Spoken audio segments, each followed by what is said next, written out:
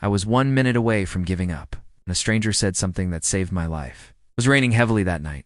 I was sitting alone at a bus stop, soaked, tired, and completely broken inside.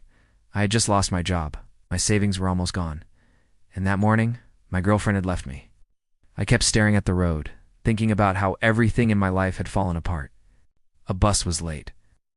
I whispered to myself, what's the point of all this anymore? That's when a man sat down next to me.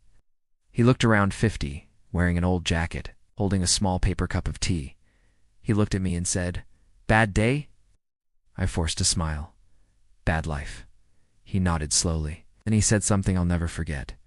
5 years ago, I stood right here, and I wanted to end my life. I looked at him, shocked.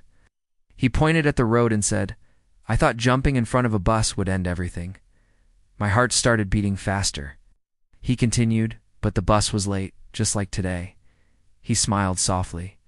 And while I was waiting, a stranger sat next to me and talked to me. He looked straight into my eyes. That conversation saved my life. We both stayed silent for a few seconds. Rain kept falling. Then he stood up.